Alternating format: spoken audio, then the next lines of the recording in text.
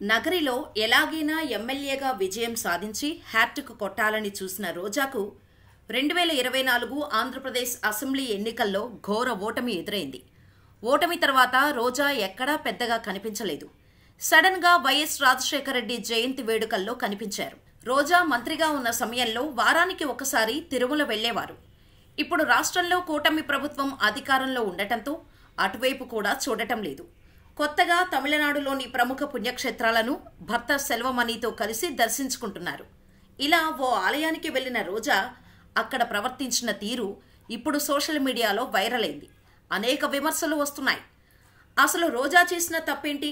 ఎందుకు రోజా ఇలా ట్రోల్ అవుతున్నారు అంటే, మాజీ మంత్రి రోజా సోమవారం తమిళనాడులోని తిరుచెందూరులో సుబ్రహ్మణ్య స్వామి ఆలయంలో భర్త సెల్వమణితో కలిసి రోజా వరుణాభిషేకంలో పాల్గొన్నారు. అభిషేకం తర్వాత రోజా స్వామివారిని దర్శించుకొని ప్రత్యేక పూజలు చేశారు. అక్కడ రోజాను చూసిన కొందరు గుర్తుపట్టారు.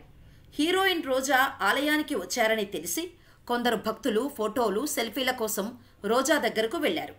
అందరినీ రోజా నవ్వుతూ పలకరించి సెల్ఫీలకు ఫోజులిచ్చారు. ఇక్కడ వరకు అంతా బాగుంది. కానీ తనతో ఫోటోలు తీసుకునేందుకు పారిశుద్ధ్య మహిళా కార్మికులు వచ్చారు. వారిని చూసిన రోజా వారిని దగ్గరకు రానివ్వలేదు. దూరంగా నిల్చోవాలంటూ సైగలు చేశారు. ఆ మహిళా పారిశుద్ధ్య కార్మికులు కాస్త దూరంగా నిలబడి ఆమెతో ఫోటోలు తీసుకున్నారు. ఈ వీడియో సోషల్ మీడియాలో బాగా వైరల్ అవ్వడంతో రోజా ప్రస్తుతం సోషల్ మీడియాలో ట్రోల్ అవుతున్నారు. కొంతమంది నెటిజన్లు రోజా తీరుపై ఆగ్రహం వ్యక్తం చేస్తున్నారు. పారిశుద్ధ్య కార్మికులంటే అంత చిన్న చూపా అని రోజా తీరుపై నెటిజన్లు ఆగ్రహం వ్యక్తం చేస్తున్నారు. రోజా వీడియోను టీడీపీ కూడా తన అధికారిక ఎక్స్లో పోస్ట్ చేసి ట్వీట్ చేసింది. పారిశుద్ధ్య కార్మికులపై వివక్ష చూపిస్తూ అసహ్యంగా హావభావాలు పెట్టి వారిని అవమానించిన వైసీపీ నేత రోజారెడ్డి దుమ్మెత్తిపోస్తున్న తమిళ మీడియా అంటూ ట్వీట్లో పేర్కొంది. అయితే ఈ వివాదంపై మాజీ మంత్రి రోజా ఇంకా స్పందించలేదు.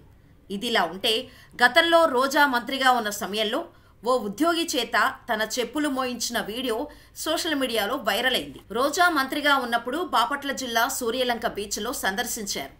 ఆ సమయంలో తన చెప్పుల్ని బయట విడిచి వాటిని జాగ్రత్తగా చూడాలని వ్యక్తిగత సిబ్బందికి సైగ చేశారు.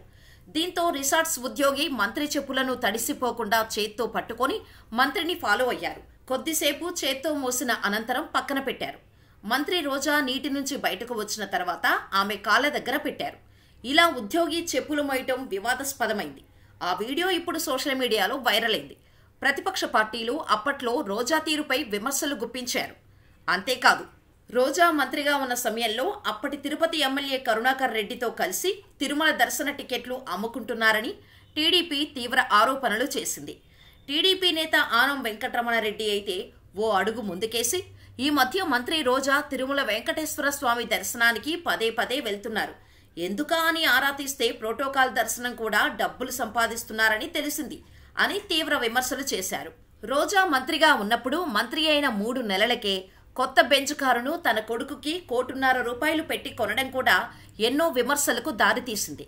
తన కొడుకు కౌశిక్కు గిఫ్ట్గా ఇచ్చేందుకే దాన్ని కొన్నట్టు స్వయంగా రోజా చెప్పటంతో మంత్రి అయ్యాక జీతం, ఇతర అలవెన్సులు కలిపి భారీగానే రోజాకు వస్తున్నాయని, దాంతోపాటు ఎవరికైనా అపాయింట్ ఇవ్వాలంటే వారి నుంచి పెద్ద మొత్తంలో సొమ్ములు లాగేస్తున్నారనే ఆరోపణలు కూడా వచ్చాయి.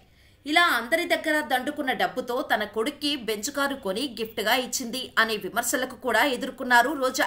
దీనిపై అప్పట్లో రోజాపై టీడీపీ సోషల్ మీడియా ఓ ఆట ఆడుకుంటోంది. ఇదిగో ఇది వింటున్నారా?